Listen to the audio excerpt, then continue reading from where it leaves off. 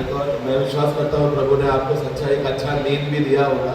ഞാനിത് വിശ്വസിക്കുന്നു, നല്ലൊരു ഉറക്കവും കർത്താവ് നിങ്ങൾക്ക് തന്നു. और जैसा भजन संगीता में हम पढ़ते हैं, वो परमेश्वर यहोवा है जो हमें अच्छा नींद देता है, और यहोवा परमेश्वर ही है जो हमें सवेरे जगाता है. നമ്മുടെ സങ്കീർത്തനങ്ങളിൽ വായിക്കുന്നത് പോലെ യഹോവ തന്നെയാണ് നമുക്ക് ഉറക്കം തരുന്നതും യഹോവ തന്നെയാണ് നമ്മളെ ഉണർത്തുന്നതും. और कल का खासियत बात ये था कि हम लोग कल पूरा दिन हम लोग प्रभु के विषय में हम लोग सोच रहे थे, उन्हीं के बारे में हम लोग मनन कर रहे थे. ഇന്നലത്തെ ഒരു പ്രത്യേക ദിവസത്തെ കുറിച്ച് നമ്മളൊന്ന് ചിന്തിച്ചാൽ, നമ്മൾ കർത്താവായ യേശുക്രിസ്തുവിന്റെ കാര്യങ്ങളെ കുറിച്ച് നമ്മൾ വചനത്തിലൂടെ ആഴമായി ചിന്തിക്കുകയായിരുന്നു. हमारा प्रभु कितना महान है, क्योंकि उन्हें हमें वो चाहता है कि उसका मंडली प्रभु के बारे में गहराई से जाने, समझे और पढ़े. കർത്താവ് ഏറ്റവും അധികം ആഗ്രഹിക്കുന്നത് ഇത് തന്നെയാണ് സഹോദരങ്ങളെ.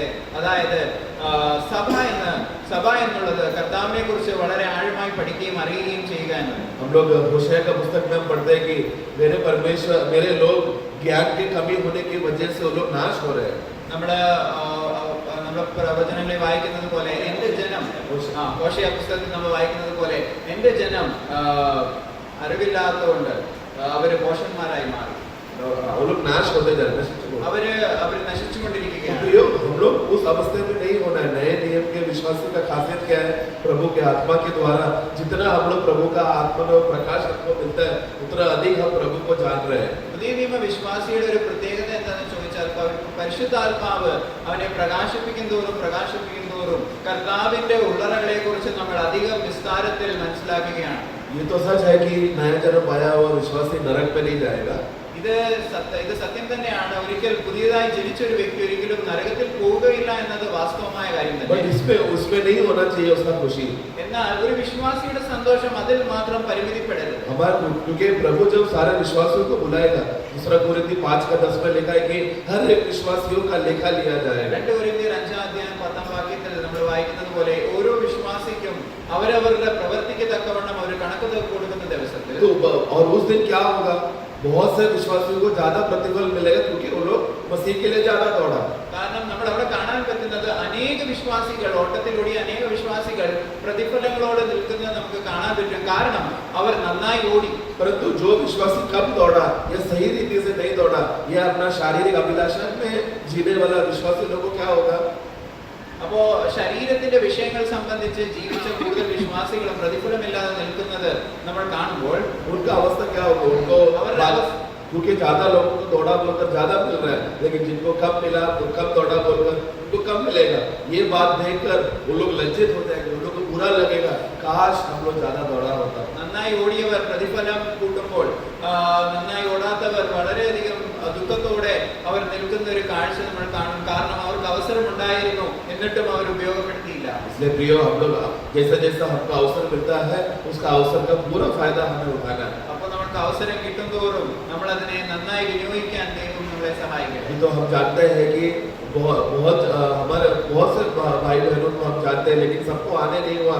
लेकिन तो भी प्रभु ने अलग अलग जगह से अपने अपने स्थानीय मंडली को प्रतिनिधित्व करने के लिए बहुत से विश्वासी हमारे बीच में आया. അനേക സഹോദരങ്ങൾ ആഗ്രഹിച്ചിട്ടും വരാൻ പറ്റിയില്ല. എന്നാൽ അനേക സ്ഥലങ്ങളിലും സ്ഥലസഭകളായി പ്രതിനിധീകരിച്ചുകൊണ്ട് അനേക സഹോദരങ്ങൾ കടന്നു വരാൻ ഇടയായി. प्रभु को मैं धन्यवाद देना चाहता हूँ कि जो अपना घर छोड़कर जो दूर से आए हुए सभी भाई लोगों को परमेश्वर ने वो बोझ दिया कि सच्चा मंडली का आराधना और सच्चा मंडली का जो पहचान और सचमुच वचन का गहराई के बातें, ये सब वो समझने के लिए भाई लोगों ने अपने घर परिवार छोड़कर वो सच्चा खोज के लिए वो आया. इसके लिए मैं प्रभु को धन्यवाद देना चाहता हूँ. ഞാൻ കർത്താവിനെ അധികമായി മഹത്വപ്പെടുത്തുന്നു. കാരണം വളരെ ദൂരത്തിൽ നിന്ന് തന്നെ അവരുടെ കുടുംബങ്ങളെ വിട്ട് അനേക സഹോദരന്മാർ ഈ പ്രദേശത്തിലേക്ക്, ഭൗമ്യ പ്രദേശത്തിലേക്ക് വരികയും ഈ കർത്താവിനെ ആഴമായി അറിയുവാനൊക്കെയും അവരിലുള്ള താല്പര്യത്തെ ഓർത്ത് ഞാൻ കർത്താവിനെ സ്തോത്രം ചെയ്യുന്നു. मेरा बस प्रार्थना यही है कि हमारा ये 3 दिन का जो सेशन, जो मीटिंग जो प्रभु ने हमारे लिए आयोजित किया है, ये 3 दिन आप लोग को आत्मा में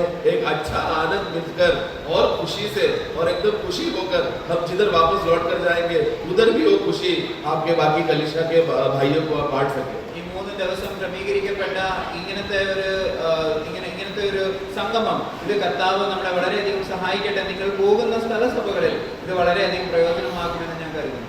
आज हम लोग गीत के लिए पेज नंबर 8 में पढ़ेंगे. ഷീറ്റിൽ പേജ് നമ്പർ 8ാമത്തെ പേജ് നമ്പർ നമുക്ക് നോക്കാം. ക്ഷമിക്കണം, അത് മലയാളത്തിന്റെ ആ പാട്ടില്ല, ഹിന്ദിയിലേ ഉള്ളൂ. പക്ഷെ അതില് മലയാളത്തിന് ചില വ്യാഖ്യാനം നമ്മൾ ചെയ്യാം.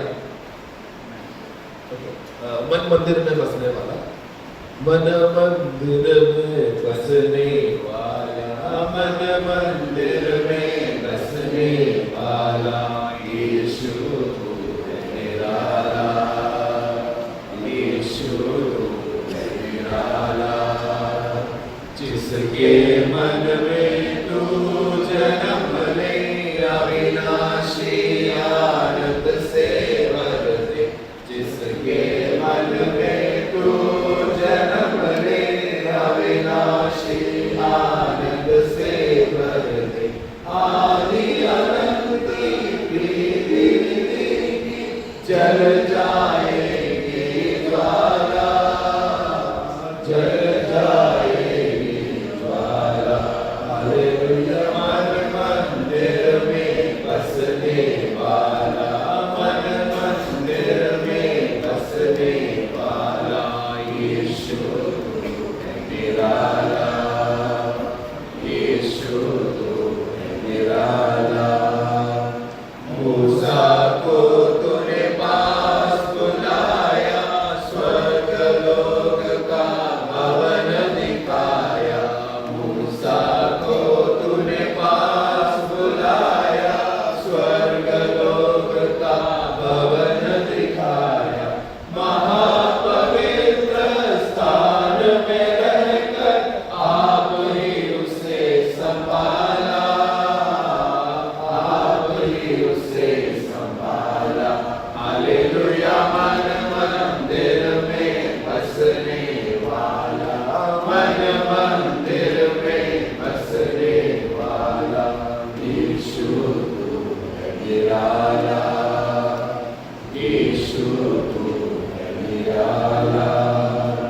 पाप में दुनिया डूब रही थी, परम पिता से दूर हुई थी, पाप में दुनिया डूब रही थी, परम पिता से दूर हुई थी, महिमा अपने आप ही तज कर रूप मनुष्य ले आया, रूप मनुष्य ले आया।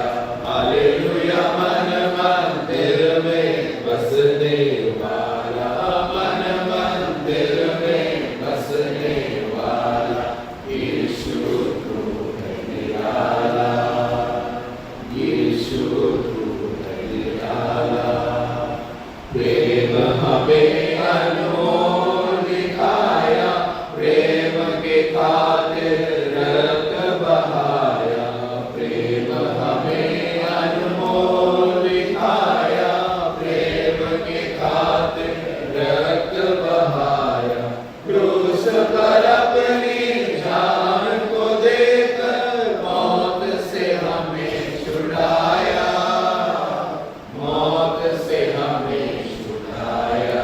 हालेलुया। मन मंदिर में बसने वाला, मन मंदिर में बसने वाला, यीशु तू है निराला, यीशु तू है निराला। विश्वासी प्रेम से आए, खुशी से अपनी भेंट चढ़ाए, हर विश्वासी प्रेम से आए, खुशी से अपनी भेंट चढ़ाए, अंधकार अब सब दूर हुए हैं, मन में हुआ उजाला, मन में हुआ उजाला। हालेलुया। मन मंदिर में बसने वाला, मन मंदिर में बसने वाला, यीशु तू है निराला, यीशु तू है निराला। ഈ ഗാനത്തിന്റെ അർത്ഥം വളരെ ചുരുക്കത്തിൽ ഞാൻ മലയാളത്തിൽ പറയാം. നമ്മുടെ മനസ്സ് എന്ന ആലയത്തിൽ വസിക്കുന്ന ഈ കർത്താവ് എത്ര മനോഹരമാണ്. ഇങ്ങനെ നമ്മുടെ ഒന്നാമത്തെ സെൻസിൽ നമ്മൾ വായിക്കുന്ന പോലെ ഇങ്ങനെ കർത്താവ് നമ്മുടെ മനസ്സിൽ നമ്മുടെ ഉള്ളങ്ങളിൽ ജനിച്ചപ്പോൾ ഒരു അനന്തമായ ജീവൻ, ഒരു നിത്യജീവൻ നമ്മുടെ ഉള്ളിൽ നിറയ്ക്കുകയും നമുക്ക് ഇങ്ങനത്തെ ഒരു ആനന്ദം തരികയും അങ്ങനത്തെ ഒരു ആനന്ദത്തിൽ നമുക്ക് ഉമിടുവാൻ അല്ലെങ്കിൽ നമുക്ക് ഉയരുവാൻ ദൈവം നമുക്ക് ഭാഗ്യം തന്നു. രണ്ടാമത്തെ സ്റ്റാൻസ പറയുന്നത്, മോശേനെ കർത്താവ് അടുത്ത് വിളിച്ചിട്ട് സ്വർഗത്തിലെ ലോകം അവനെ കാണിച്ചു. അങ്ങനെ മഹാവിശുദ്ധമായ സ്ഥലത്ത് നിന്ന് അവനെ തന്നെ, ആ ദൈവം തന്നെ അവനെ സംരക്ഷിച്ചു. മൂന്നാമത്തെ സ്റ്റാൻസ് നമ്മൾ വായിക്കുന്നത്, ഈ ലോകം മുഴുവനും പാപത്തിന്റെ അധീനതയിൽ മുങ്ങിയിരിക്കുമ്പോൾ പിതാവായ ദൈവത്തിൽ നിന്ന് നമ്മൾ വളരെ വിദൂരത്തായിരുന്നു. എന്നാൽ ഈ മഹത്വം നിറഞ്ഞ ഈ കർത്താവ് മനുഷ്യവേഷത്തിൽ അവൻ ഈ ലോകത്തിൽ വന്നു. നാലാമത്തെ സ്റ്റാൻസ് നമ്മൾ വായിക്കുന്നത്, സ്നേഹം, ഇത്രയും അനന്തമായ വിശാലമായ സ്നേഹം നമ്മിൽ കാണിക്കുകയും ആ സ്നേഹത്തിന് പ്രതിയായി അവൻ അവന്റെ രക്തം ഒഴുക്കുകയും അങ്ങനെ ക്രൂശിൽ നമുക്ക് വേണ്ടി അവന്റെ ജീവനെ കൊടുക്കുകയും അങ്ങനെ ജീവൻ കൊടുത്ത് നമ്മുടെ മരണത്തിൽ നിന്നും വിടുവിക്കുകയും ചെയ്തു. അഞ്ചാമത്തെ സ്റ്റാൻസ പറയുന്നത്, അങ്ങനെ എല്ലാ വിശ്വാസികളും സ്നേഹത്തിൽ വരികയും അങ്ങനെ സന്തോഷത്തിൽ അവരവരുടെ ദാനങ്ങളെ അർപ്പിക്കുകയും അങ്ങനെ ചെയ്യുമ്പോൾ ഈ അന്ധകാരത്തിൽ നിന്നും നമ്മുടെ അന്ധകാരം മുഴുവനും മാറ്റി നമ്മളെ മുഴുവനുമായി സന്തോഷം കൊണ്ടും വെളിച്ചം കൊണ്ടും നിറച്ച ഈ കർത്താവിനെ കുറിച്ചാണ്, ഈ ഉള്ളങ്ങളിൽ വന്ന കർത്താവിനെ വർണ്ണിക്കുകയാണ് ഈ പാട്ടുകാരൻ. प्रभु की दया से हम लोग जो भी गीत लिया है, हमने ऐसा गीत सेलेक्ट किया है जिसमें पुराना नियम का थोड़ा जिक्र करके नए नियम का विशेषता और गुण को उसमें बताया. അപ്പൊ നമ്മൾ തിരഞ്ഞെടുക്കപ്പെട്ട ഓരോ പാട്ടിലും പഴയ നിയമ ഉള്ളറകളിലേക്കുള്ള ഓരോ ചെറിയ കാര്യങ്ങളും പുതിയ നിയമ വെളിച്ചത്തിൽ എങ്ങനെയാണ് ഇത് സാക്ഷാത്കരിക്കുന്നത് എന്നുള്ള ഒരു തിരഞ്ഞെടുക്കപ്പെട്ട പാട്ടുകളാണ് നമ്മൾ സെലക്ട് ചെയ്തിരിക്കുന്നത്. मैं विश्वास करता हूँ कि आप सब लोगों को, जो हिंदी भाई लोग हैं, इन लोग सबको ये गाना आपको मालूम है. ഹിന്ദി സഹോദരങ്ങൾക്ക് ഈ പാട്ട് നന്നായി ബൈഹാർട്ട് അറിയാവുന്ന आता है. Praise the Lord. अब तो मैं बस आपको मैं पूछना चाहता हूँ, एक सेकंड स्टैंजा में देखो आप लोग, लेकिन गाना ध्यान देना कैसा. आप लोग देखो, प्रभु का दास, जब ये गाना लिखते समय में उनका मन में शायद कुछ बातें होगा, लेकिन हम लोग को ये आत्मा में हमको ये गाना समझकर प्रभु का आनंद के लिए हमें धन्यवाद देना. ഒരു സഹോദരൻ പാട്ട് എഴുതുമ്പോൾ ആ സഹോദരന്റെ ഉള്ളങ്ങളിൽ എന്താണെന്ന് നമുക്കറിയാം. എന്നാൽ നമ്മൾ ഈ പാട്ട് പാടുമ്പോൾ സഹോദരൻ ഉദ്ദേശിച്ചത് എന്താണെന്ന് ഇതിൽ ദൈവാത്മാവ് നമ്മളെ മനസ്സിലാക്കുകയാണ്. और आत्मा हमें आज के समय के लिए क्या विशेष इसमें बात करना चाहता है वो भी उसमें लिखा है. ഇന്നത്തെ നിലവാരത്തിൽ കർത്താവ് എന്താണ് നമ്മളോട് ഈ പാട്ടിലൂടെ സംസാരിക്കുന്നത് എന്നതും കൂടി ഈ പാട്ട് സ്പഷ്ടമായി എഴുതിയിരിക്കുന്നു. उसमें देखो सेकंड स्टैंजा में लिखा है, मूसा को तूने पास बुलाया. ഇവിടെ രണ്ടാമത്തെ സ്റ്റാൻസ പറയുന്നത്, മോശനെ ദൈവം അടുത്ത് വിളിച്ചു. और स्वर्ग लोगों का भवन दिखाया. സ്വർഗ്ഗലോകത്തിന്റെ ഭവനം കാണിച്ചു. मूसा को तूने पास बुलाया. कितना पास बुलाया? മോശനെ ദൈവം അടുത്ത് വിളിച്ചു എന്ന് പറയുമ്പോൾ എത്രമാത്രം അടുത്ത് വിളിച്ചു? आप लोग बोलते हैं कि आप शायद सोचेंगे कि वो सियोन पर्वत में बुलाया करके आपका मन में आएगा. നമ്മൾ ചിന്തിക്കുകയായിരിക്കും, അല്ലെങ്കിൽ നമ്മൾ എല്ലാവരും ചിന്തിക്കും സിയോൻ പർവ്വതത്തിലേക്ക് വിളിച്ച കാര്യമായിരിക്കാം. 100% राइट है, आप गलत नहीं. 100% ശരിയായിരിക്കുമ്പോൾ आप अगर इधर ही उंगली रखकर आप पेज नंबर हमारे ड्राइंग में अगर आप जाओगे तो इसका आत्मिक अर्थ अगर हम इधर देखेंगे तो पेज नंबर 20 में 20ാമത്തെ ചിത്രം നമ്മൾ നോക്കിയാൽ पेज नंबर 20 में जो टैबरनेकल है, जो तंबू का, वहां पर ड्राइंग अगर हम देखेंगे तो സമാഗമന കൂടാരത്തിന്റെ ഒരു ചിത്രം നമുക്ക് ഇടതുവശത്ത് കാണാൻ പറ്റും. वहां पर हम देखो अति पवित्र स्थान है, അവിടെ അതിവിശുദ്ധ സ്ഥലം, फिर पवित्र स्थान है, വിശുദ്ധ സ്ഥലം, और फिर नीचे लिखा है आउटर कोर्ट यानी बाहरी आंगन. അത് കഴിഞ്ഞ് നമ്മൾ കാണുന്നത് പ്രാകാരം. अभी ये बात को नजरिए रखते हुए परमेश्वर ने मूसा को जब पास बुलाया, देखो ये जो मंदिर जब पुराने नियम में बनाया था, ये और कुछ नहीं, परमेश्वर का दिल की बात है. അപ്പം ദൈവം സമാഗമന കൂടാരം ഉണ്ടാക്കിയപ്പോൾ ഇത് ദൈവ ഹൃദയത്തിന്റെ വിഷയമാണെന്ന് നമ്മൾ ചിന്തിക്കണം. और परमेश्वर कहाँ बसा है? यहाँ पर ഈ മൂന്ന് ഇടങ്ങളിൽ ദൈവം എവിടാണ് വസിക്കുന്നത്? अति पवित्र स्थान में. Praise the Lord. അതിവിശുദ്ധ സ്ഥലത്ത്. राइट. तो पर हम जानते हैं कि परमेश्वर का महिमा वहां पर उतर कर आता है. ഈ അതിവിശുദ്ധ സ്ഥലത്താണ് ദൈവത്തിന്റെ മഹത്വം ഇറങ്ങി വരുന്നത് നമുക്കറിയാം. और वहां पर किसी को भी आने का इजाजत नहीं है. അവിടെ ആർക്കും എപ്പോഴും വരുന്നത് അവിടെ restricted ആയിരുന്നു. बट सिर्फ यह महायाजक की लहू लेकर आ सकता है, फिर छिड़केगा और फिर जल्दी बाहर जाएगा. മഹാപുരോഹിതൻ ഒരിക്കൽ വർഷത്തിൽ ഒരിക്കൽ മാത്രം രക്തം കൊണ്ട് മാത്രമേ അതിവിശുദ്ധ സ്ഥലത്ത് പ്രവേശിക്കുകയുള്ളൂ. और वो साल में सिर्फ एक ही बार कर सकता है. വർഷത്തിൽ ഒരിക്കൽ മാത്രം. तो परमेश्वर पूरा साल उधर रहते समय में साल में एक ही बार महायाजक आ सकता है. വർഷത്തിൽ ഒരിക്കൽ മാത്രം മഹാപുരോഹിതൻ വരുമ്പോൾ ദൈവത്തിന്റെ മഹത്വം അല്ലെങ്കിൽ ദൈവം അവിടെ എല്ലായ്പ്പോഴും വസിക്കുന്നു. अभी तरफ ध्यान देना. अभी मूसा को तूने पास बुलाया നമ്മളിവിടെ നോക്കണം, ശ്രദ്ധിക്കണം. മോശനെ ദൈവം അടുത്ത് വിളിച്ചു. और स्वर्ग लोगों का भवन दिखाया. സ്വർഗ്ഗലോകത്തിന്റെ ഭവനം കാണിച്ചു. कहाँ बुलाया? എവിടെയാ വിളിച്ചത്? नहीं, सिर्फ पवित्र स्थान तक उसको बुलाया. വിശുദ്ധ സ്ഥലം വരെ വിളിച്ചു. पवित्र स्थान में बुलाकर വിശുദ്ധ സ്ഥലത്ത് വിളിച്ചിട്ട് उसको पवित्र स्थान का द्वार खोलकर अति पवित्र स्थान के द्वारा स्वर्ग लोगों का भवन दिखाया. ഈ വിശുദ്ധ സ്ഥലത്തിന്റെ ആ പർദ്ദ തുറന്നു കാണിച്ചിട്ട് അതിവിശുദ്ധ സ്ഥലത്തിൽ നിന്നുമുള്ള സ്വർഗത്തിലെ ഭവനം ഈ മോശയെ കാണിച്ചു. तभी भी मूसा कहाँ पर है? അപ്പോഴും മോശ എവിടെയാ? सिर्फ पवित्र स्थान में, क्योंकि अति पवित्र स्थान में कोई जा नहीं सकता. അപ്പോഴും മോശ വിശുദ്ധ സ്ഥലത്താ, അതിവിശുദ്ധ സ്ഥലത്ത് കയറി. क्यों ऐसे क्यों आप कह रहे हैं? അതുകൊണ്ട് എന്താ സഹോദരൻ നിങ്ങൾ ഇങ്ങനെ പറയുന്നത്? उसका अगला शब्द देखो, അടുത്ത വരി പറയുന്നത്, महापवित्र में स्थान में रहकर അതിവിശുദ്ധ സ്ഥലത്ത് നിന്നുകൊണ്ട് आप ही उसे संभाला. നീ തന്നെ അവനെ സംരക്ഷിച്ചു. तो मूसा कहाँ, परमेश्वर कहाँ खड़ा है? അപ്പം ദൈവം എവിടെയാണ് നിന്നത്? अति पवित्र स्थान में. അതിവിശുദ്ധ സ്ഥലത്ത്. अति पवित्र स्थान में खड़ा रहकर कौन किसको संभाल रहा है? ദൈവം അതിവിശുദ്ധ സ്ഥലത്ത് നിന്നുകൊണ്ട് വിശുദ്ധ സ്ഥലത്ത് നിൽക്കുന്ന മോശയെ സംരക്ഷിക്കുന്നു. तो हाँ, अति पवित्र स्थान में रुका हुआ परमेश्वर पवित्र स्थान में रुका हुआ मूसा को, क्योंकि महिमा प्रकट हो गया. अगर ईसाया ने क्या बोला? मैंने परमेश्वर का महिमा देख लिया, हाय मैं मर जाऊंगा. അപ്പം യെശയ്യാവ് എന്താ പറഞ്ഞ? ഉയർന്നു മുങ്ങുകയിരിക്കുന്ന സിംഹാസനത്തിൽ യഹോവ ഇരിക്കുന്നത് കണ്ടിട്ട് യെശയ്യാവ് പറയുകയാണ്, ഞാൻ ഈ കർത്താവിനെ വിശുദ്ധനായ ദൈവത്തെ കണ്ടിരിക്കാൻ അയ്യോ ഞാൻ നശിച്ചു. तो जो भी अति पवित्र स्थान में अगर कोई पहुंच गया, मतलब वो मरना पक्का है. അതിവിശുദ്ധ സ്ഥലത്ത് ഒരു വ്യക്തി പ്രവേശിച്ചാൽ അവരുടെ മരണം വളരെ വാസ്തവമായ ആ സമയത്ത്. लेकिन परमेश्वर ने क्या किया? എന്നാൽ ദൈവം എന്താ ചെയ്തു ഇവിടെ? उसने अति पवित्र स्थान का दर्शन और मंदिर का और स्वर्ग का सब दर्शन दिखाया, तो परमेश्वर ने अपना मजबूत बल से मूसा को संभाला, मरने नहीं दिया. അതിവിശുദ്ധ സ്ഥലത്ത് നിന്നുകൊണ്ട് യഹോവയായ ദൈവം മോശനെ അതിവിശുദ്ധ സ്ഥലത്തിന്റെ മനോഹരത്വത്തിലൂടെ അവനെ ആ സ്വർഗത്തിലെ ലോകത്തിന്റെ ആ ഭവനത്തെ കാണിക്കുമ്പോൾ ദൈവം തന്നെ മോശനെ മറക്കുകയായിരുന്നു. ആ മഹത്വം അവനെ തട്ടാതെ അവൻ മരിച്ചു വീഴാതിരിക്കാൻ തക്കവണ്ണം. यह है पुराना नियम का आराधना का रीति. ഇതാണ് പഴയ നിയമ ശുശ്രൂഷയുടെ രീതികൾ. पुराना नियम के आराधना का रीति के अनुसार ज्यादा से ज्यादा याजक लोग पवित्र स्थान तक जा सकते हैं, उसके आगे जा नहीं सकते. പഴയ നിയമ ശുശ്രൂഷയുടെ രീതിയുടെ പ്രത്യേകത വിശുദ്ധ സ്ഥലത്ത് മാത്രമേ അവർക്ക് പ്രവേശനമുള്ളൂ. आंगन में आराधना नहीं होता. പ്രാകാരത്തിൽ ആരാധന നടക്കില്ല. आंगन में सिर्फ वहां पर भेड़ बकरियों को मारा जाता है.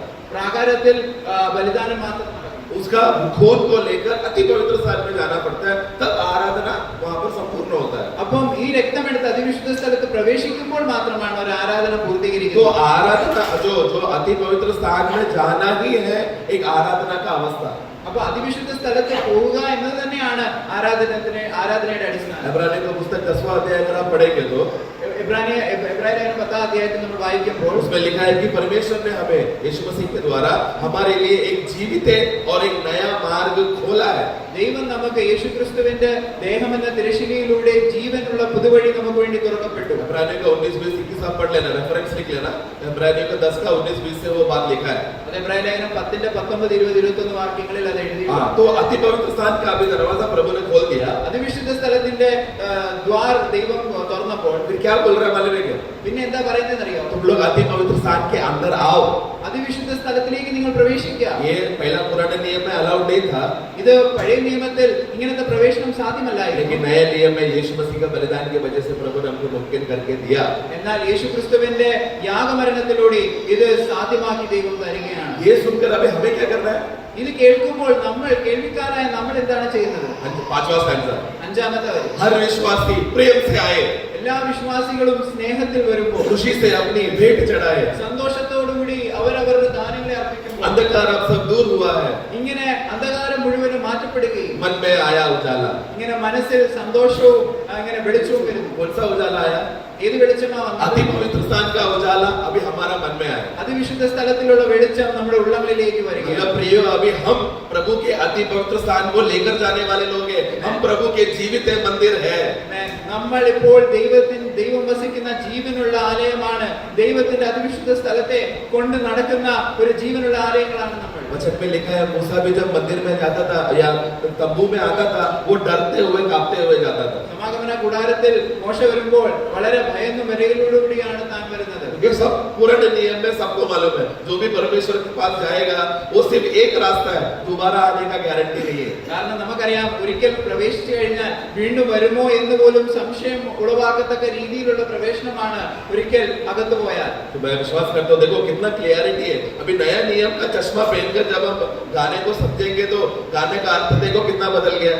കണ്ടോ, എത്ര വ്യക്തമായിട്ട് ദേവദാസനോട് വ്യക്തമാക്കുകയാണ് നമ്മൾ പുതിയ നിയമത്തിന്റെ കണ്ണാടിയിലൂടെ ഈ കാര്യങ്ങളെ കാണുമ്പോൾ. हर बात है, यही है हमारा नजरिया. अभी हम बाइबल पढ़ते समय में नए नियम का चश्मे के द्वारा हमें बाइबल पढ़ना है, उसके गीतों को जानना है, तभी हम लोग उसको प्रभु का दिल का आग्रह हमको समझ में आए. ഈ പുതിയ നിയമത്തിന്റെ കണ്ണാടിയിലൂടെ നമ്മൾ കാണുമ്പോൾ ദൈവാഗ്രഹം, ദൈവഹൃദയത്തിന്റെ ആഗ്രഹം നമുക്ക് കാണാൻ പറ്റും. कल हम लोग ने पुराना नियम क्या है, उसका रिवाज क्या है, मंदिर में क्या क्या है, ये सब बातें हमने देखा.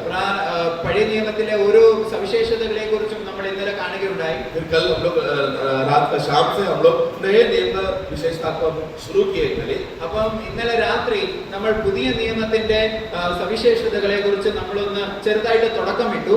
आज प्रभु की दया से पूरा दिन हम लोग नए नियम का विशेषता और क्यों नया नियम पुराने नियम से उत्तम है, ये सब बातों को हम लोग देखेंगे आगे के समय में. ഇനി വരാനുള്ള സമയങ്ങൾ മുഴുവനും പുതിയ നിയമങ്ങളുടെ സവിശേഷതകളെ കുറിച്ചും എന്തുകൊണ്ടാണ് പുതിയത് പഴയതിനേക്കാൾ ഉത്തമവും മെച്ചപ്പെട്ടതെന്നും നമ്മൾ കാണാൻ പോവുകയാണ്. इसलिए सब लोग प्रार्थना में रहना और प्रभु का वचन का गहराई हमारे अंदर प्रवेश करने के लिए अपना पूरा दिल से हम लोग वचन सीखने के लिए, समझने के लिए अपना दिल को खोलना. വളരെ പ്രാർത്ഥനയോടെ നമുക്കായിരിക്കാം ഈ വചനങ്ങൾ നമുക്ക് വളരെ ആത്മാർത്ഥതയോടെ ആത്മാവിൽ ഗ്രഹിക്കാൻ ദൈവം സഹായിക്കട്ടെ. हम लोग प्रार्थना करें.